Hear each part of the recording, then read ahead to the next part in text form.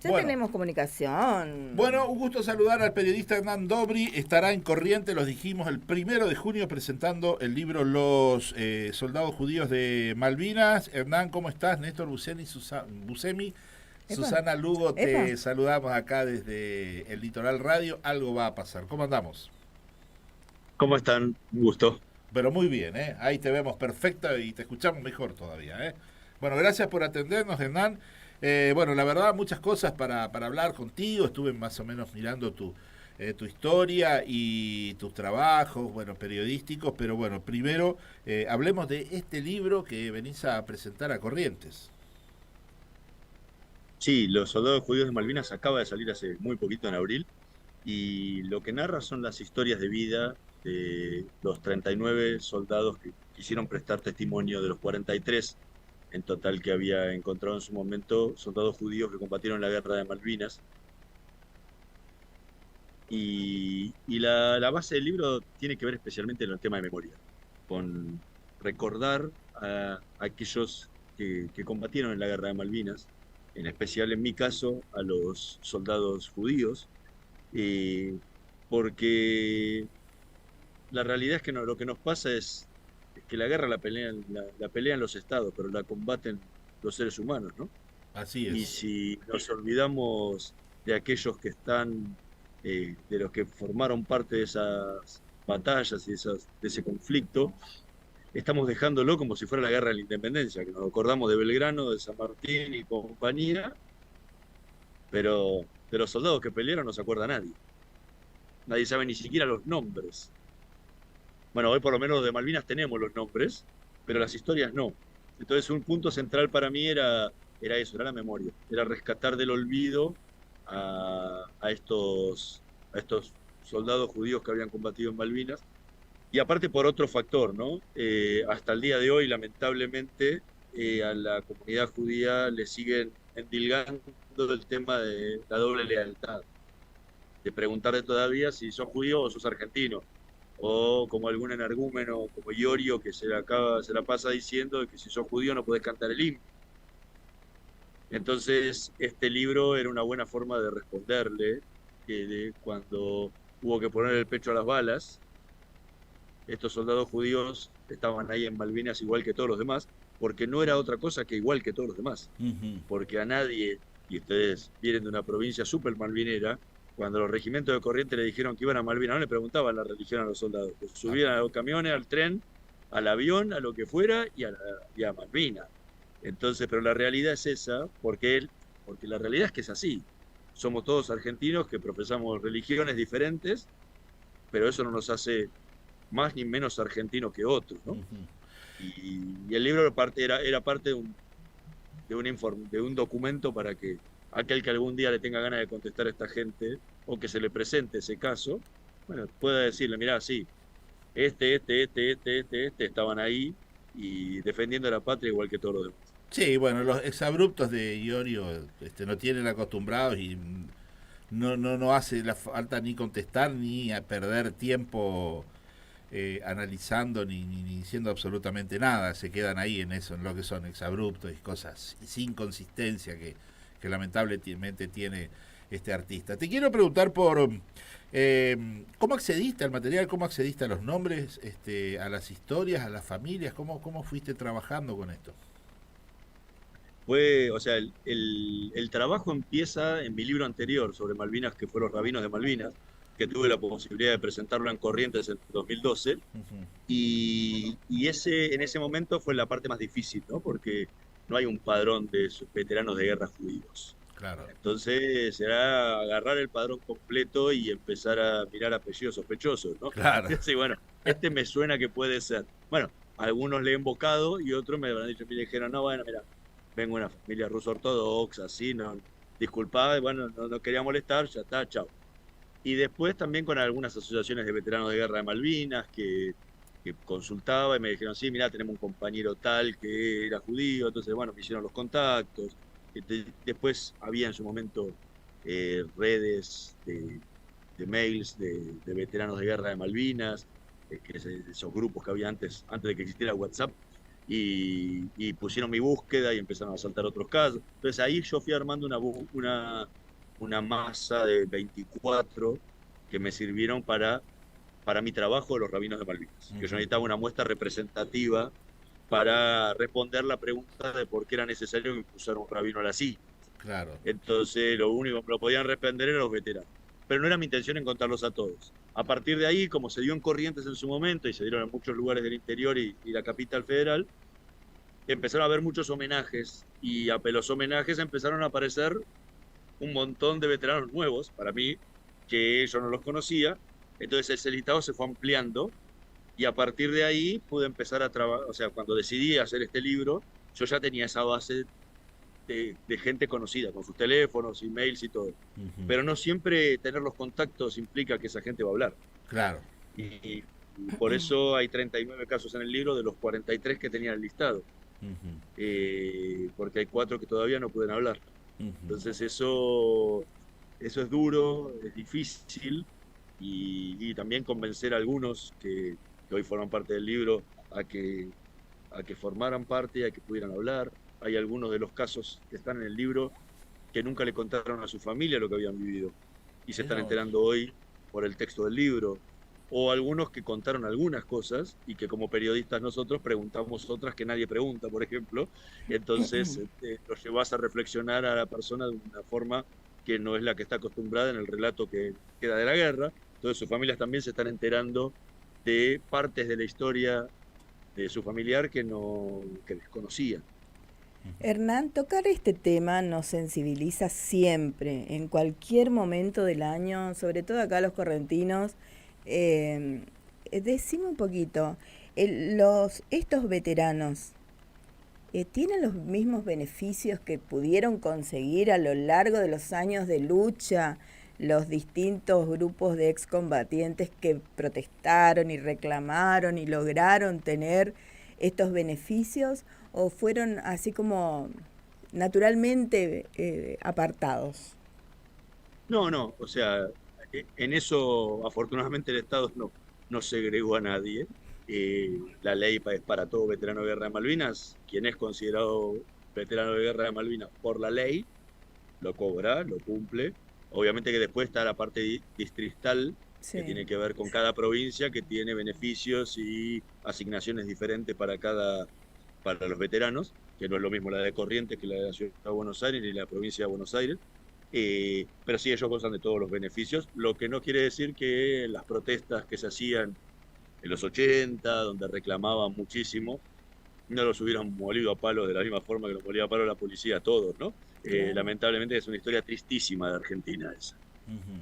¿El número es el definitivo o crees que puede haber más soldados judíos que pudieron existir más en Malvinas? Mira, te cuento, cuando salió el libro había 43, hoy ya son 47, porque aparecieron 4 que vivían en el exterior, se enteraron la repercusión que tuvo el libro y compañía, y aparecieron. La realidad es que yo me río porque cuando salieron los rabinos de Malvinas le decía, mira, son 24 identificados, pero yo creo que son 40. Ahora que salió el libro, ya digo que, para no estirar tanto, digo, serán 50, porque ellos son 47, 2 o 3 más van a aparecer. El problema es que para hacer el trabajo bien hay que llamar uno por uno y preguntarles si son judíos o tienen una madre judía o lo que fuera, y es un trabajo imposible, porque hacer 20.000 llamados y conseguirlos a todos, esto me costó muchísimo. Imagínate hacerlo perfecto, sería casi imposible. Calculo que podrán aparecer algunos casos más. Hay gente que por ahí no quiere aparecer porque no quiere que la nombren, porque no puede contar su historia, entonces no quiere aparecer. Ha aparecido, mirá, justo apenas salió el libro, me llaman de la Embajada Argentina en Tel Aviv, me dice, vino un veterano de Malvinas a reclamar su medalla de los 40 años. Porque los que están en el exterior, las embajadas les entregaban las medallas. Claro, pero esos te las entregaban si vos estabas registrado de que estabas en el lugar, porque si no, magia no pueden hacer. Claro. Bueno, este era un suboficial maquinista del portaaviones 25 de Mayo, de nombre José Luis Fernández, cuya madre era judía, se fue a vivir a Israel. Anda a encontrarlo. Claro. Es imposible. Entonces, ¿pueden aparecer más casos así? Sí. yo calculo que no serán muchos más, Ujú. pero algún numerito más será, porque si encima de todo son muchos más, me va a obligar a sacar el segundo tomo y no una edición ampliada. Bueno, ojalá que sí, ojalá que sí. Te pregunto por qué visión vos tenés de Malvinas. Vos sabés que del 82 para acá hay dos grandes corrientes históricas, por decirlo de alguna manera, que ven a Malvinas desde distintos enfoques, lo que fueron suboficiales, oficiales y los llamados soldados rasos que denunciaron maltrato, torturas, los oficiales, con Nicolás Cansanseu a la cabeza por ahí reivindican la gesta heroica y nada más. ¿Cuál es tu posición al respecto? Mirá, ahí viste ese debate también de que aparte dentro de todos los debates está si son héroes o víctimas. Claro. En mi caso, yo no puedo decir si son héroes o víctimas. Eso es algo que se considera cada uno. Hay algunos veteranos que se consideran víctimas, otros que se consideran héroes y otros que se consideran víctimas y han tenido hechos heroicos dentro de la guerra. Y no hablo de hechos heroicos de maté a tantos o hice tanto, sino, no sé, por ejemplo, a mí me parece que un hecho de heroísmo total lo cuenta un soldado que cargó al hombro desde bajando del cerro hasta Puerto Argentino a su compañero herido. Sí. Y él, con pie de trinchera, lo llevó a hombro y su amigo sobrevivió por eso. Y eso para mí es un hecho heroico. Uh-huh. Para mí, yo tengo una gran pica con esos sectores que nombrabas con Casansegua a la cabeza. Uh-huh. Porque me han maltratado y me han amenazado durante todo este tiempo para que el libro no se presentara. La ¿Por? Sociedad Hebraica Argentina, que fue la editorial que publicó el libro, durante 5 días seguidos le amenazaron que lo hiciera la presentación en la Feria del Libro en Buenos Aires. Me tildan de mentiroso, que lo que cuento es mentira, han mandado carta, documento al Diario de la Nación donde me hicieron la primera entrevista. Pero esos son los que creen que Malvinas es la última vaca sagrada del país, que no se puede hablar mal de ella. Y no es que hables mal de ella. Serrat tiene una frase que es magnífica. Nunca es triste la verdad, lo que no tiene es remedio. El problema es si vos generalizás y creés que eso es todo. Claro. O sea, que todos maltrataron a sus soldados, que todos hicieron... No, hubo sectores que maltrataron a los soldados, minoritarios por suerte, ¿sí? Y el resto de las fuerzas combatieron con total heroísmo y valentía. Pero lo cortés no quita lo valiente. O sea, una cosa pasó y lo que tenés que aceptar es que pasó. Uh-huh. Y lamentablemente tenés que mirar hacia adentro y preguntarte por qué pasó para que en otro momento no vuelva a pasar. Pero uh-huh. Creer que porque la vas a ocultar va a ser así, bueno, es lo mismo que creen que la historia argentina es como la narrada Villiquen. No, tiene claroscuros, o sea, los héroes de la patria no eran personajes de mármol, ¿sí? Tenían sus defectos, tenían sus cosas positivas, tenían sus cosas negativas, tenían 1000 cosas, porque son seres humanos y vivieron en un momento de contradicciones, que pensaban una cosa una vez, pensaban otra. O sea, y Malvinas, lo que quiere esta gente es que termine siendo así, que termine siendo de Villiquen, que fue de esa forma, y la realidad es que Malvinas es otra cosa, y no es otra cosa, son miles de cosas. O sea, pensá que Malvinas es una guerra que duró 45 días, como guerra, ¿no? No como conflicto. O sea, del 1 de mayo al 14 de junio. Y tiene 2.500 libros registrados escritos. O sea, hay mucho para hablar de Malvinas. Uh-huh. Muchísimo. Y no hay una sola Malvinas. Entonces, que pretender tener la autoridad moral de decir la guerra es como digo yo, y todos los que opinan diferente mienten. Uh-huh. Sí, a partir del primer... temprano la cosa cambia. Claro, a partir del primer error de convocar a jóvenes inexpertos para una contienda de esa naturaleza y del alto grado de peligrosidad, obviamente, como todo conflicto armado, ¿no? Pero con el agravante de que los jóvenes que iban ahí no estaban ni siquiera cercanamente preparados desde el punto de vista físico, psicológico y menos armamentístico también, ¿no? Entonces ya el primer error se comete ahí. ¿Cómo no vas a pensar que esos jóvenes sentir miedo de pensar qué estoy haciendo acá? Yo estaba, no sé, por ir a estudiar y mirá dónde estoy. Muchas historias que se van a ir planteando a partir de eso, ¿no? hay miles. O sea, la improvisación de Malvinas es brutal en todos los sentidos. O sea, eh, donde la mires. O sea, pensar que una guerra en unas islas, la Armada mete toda su flota después del hundimiento del crucero General Belgrano en Puerto Belgrano. Y puede decir una guerra naval, porque es una guerra naval, la flota desaparece. Está bien, en inferioridad de condiciones, bueno, pero lo hubieras pensado antes, tenías inferioridad de condiciones, meterte con uno que es mucho más grande. O sea, nadie va a pegar al grandote, ¿sí? Entonces, si lo va a pegar al grandote, pues te lo tenés que bancar. Y incluso con la Fuerza Aérea, que tenía prohibido los vuelos rasantes, que tenía prohibido disparar a buques porque nunca se entrenaron, porque ellos eran la Fuerza Aérea y la otra era la aviación naval, y de repente tuvieron los pilotos de Fuerza Aérea salir a volar con vuelos rasantes para poder llegar al ras del agua, tuvieron que dispararle a barcos para los que no estaban preparados y lo hicieron magníficamente bien. Las munición que disparaban, los proyectiles no tenían, las espoletas no estaban preparadas porque eran para pegar en tierra y no para pegarle a un buque, entonces lograbas pegarle y atravesaba de lado a lado y no lo hundías porque la espoleta no detonaba el proyectil. Todo eso es una improvisación terrible de la guerra. ¿Y qué vamos a decir? ¿Que no existió? O sea, vamos a mentir. O sea, sabemos de esas cosas y no vamos a investigar y vamos a creer que la historia es como Platero y yo, que era suave y peludo, pero la realidad es que si a Platero vos le dabas una zanahoria, te mordía la mano, porque era un burro. Claro. Entonces, ¿pero qué? Pero en el libro no aparece eso. Bueno, esta gente quiere que Malvinas sea como Platero y yo, ¿sí? Sea toda perfectita y hermosa, y es imposible. O sea, Bueno, pero no quita el heroísmo, no quita la valentía, eso no va a absolutamente. empañar a lo otro. Pero esta gente cree que si hay una mancha, se ensucia todo. Y vuelvo a reiterar, jóvenes, como bien lo sabés, de Corrientes, del litoral, que iban al sur, o sea, una cosa que los altos Con mandos, ropa de verano. ¿viste? Los altos mandos que teníamos, por favor. Pero bueno, estoy leyendo algunos de los libros tuyos. Operación Israel, el rearme argentino durante la dictadura, 1976-1983, los rabinos de Malvinas, la comunidad judía argentina, la guerra del Atlántico Sur y el antisemitismo, los judíos y la dictadura, los desaparecidos, el antisemitismo y la resistencia. Particularmente contame de este último libro que es muy interesante, por lo menos el título, con qué desarrollaste ahí. Bueno, ese es un libro que trabajamos todo lo que vivió la comunidad judía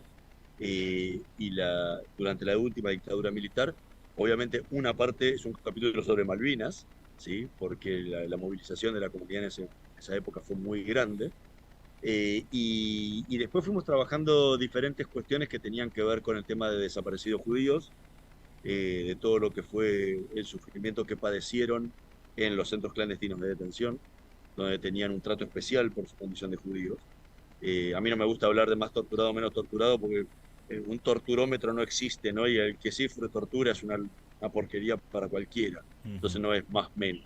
Pero tenían prácticas especialmente sádicas que se las hacían a los judíos. Y todo lo que fue el accionar de las diferentes entidades de la comunidad, los sectores rabínicos, cómo actuaron frente a esa tragedia que estaba viviendo la Argentina en ese momento. Y o sea, si Malvinas, escuchar los testimonios es durísimo, juntar todo, lo que es Malvinas, más todo lo que fue la última dictadura, es terrible. O sea, duele, leer cada página duele. Escribirla ni te cuento. Me imagino. Qué bárbaro. Bueno, Hernán, ¿vos estás viviendo en España actualmente? Yo vivo en Madrid. En Madrid. Y estoy ahora en Argentina para hacer la presentación en el interior del país y en Buenos Aires del libro, y ya luego retorno a España.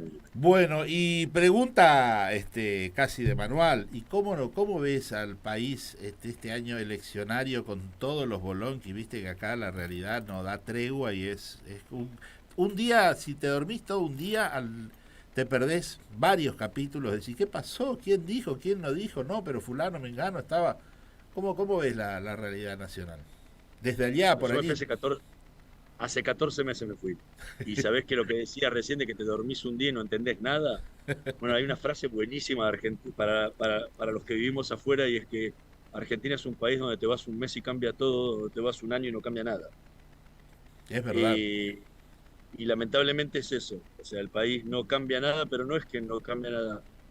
Está en una pendiente inclinada que no nos damos cuenta. Somos como la ranita que la van cocinando viva a fuego lento Sí. y cuando se quiere dar cuenta le hirvieron. Y no nos damos cuenta que estamos en una pendiente de caída hace 50 años y que no paramos de caer nunca, solo que tenemos momentos de euforia cuando mejoramos un poco, pero esa mejora nunca vuelve a lo que es el momento de donde caíste. Y lamentablemente es eso, no Ujú. encontramos, yo por lo menos no encuentro en eh, ningún partido de los que se presenten ahora la posibilidad de una salida de una mejora del país. O sea, podemos mejorar un poco, pero no estar bien. No hay Y eso propuestas es serias lo que uno lamentable. pueda siquiera sentarse a analizar, ¿no? El problema no son los políticos, el problema es la estructura del país que está errada. Entonces, mientras estructuralmente como país no cambiemos, así venga el mejor presidente de la historia del mundo, que elijas del país que quieras y todo, en Argentina va a fracasar, lamentablemente. Así es. Bueno, coincidís, Martín Caparrós lo llama el país calecita, eso. A esta situación que Bueno, a mí me describía. gusta decir que es en espiral, En porque la espiral. historia argentina se repite siempre, pero siempre una parte, siempre un paso más abajo. Así es verdad, lamentablemente. Te mandamos un abrazo y te vemos el 1 de junio en el Sholem Aleichem, la Sociedad Israelita, San Martín 1473, la presentación del libro Soldados Judíos en Malvinas a las 21. Hernán, un abrazo. Bueno, muchas gracias por disponer de estos minutos para nosotros. Muchas gracias, un placer y los espero en la presentación.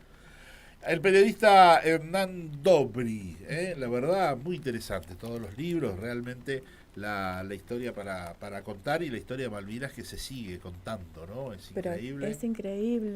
es increíble. Pasan los años y uno siempre va descubriendo historias nuevas de Malvinas, ¿no? Exactamente, exactamente. Bueno,